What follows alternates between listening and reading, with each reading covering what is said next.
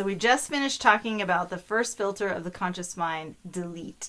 Now we're going to talk about the second filter of the conscious mind, distort.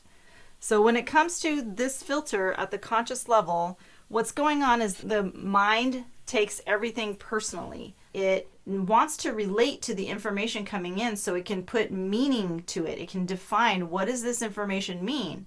And so if something is coming in that it has never experienced and it does not have either an imagined or actual experience or something that was taught, if it has nothing in the library of the mind that can define what that piece of information is, it will take something from the library of your mind and it'll assign it meaning based on the closest thing that it can find to what it thinks it is.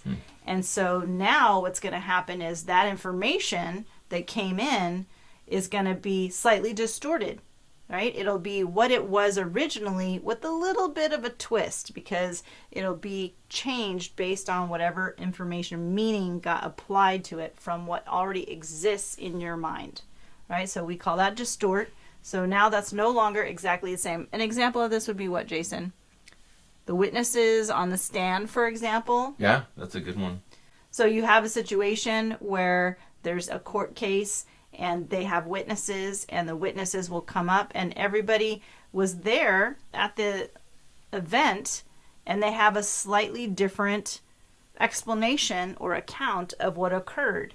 And the reason is because that information got distorted based on each person's own library of information, of resources from which their mind pulled from, right? Everybody's different. That library is uniquely different from person to person. So there may be some more details in one way from one person or a different description slightly of the same thing in another situation or from another person. Yeah, and remember that everyone has different ways of seeing things and they have different vocabulary, different words that they use. People choose to see things differently based on, their bias, their education, their upbringing. So many different variables to create this distortion.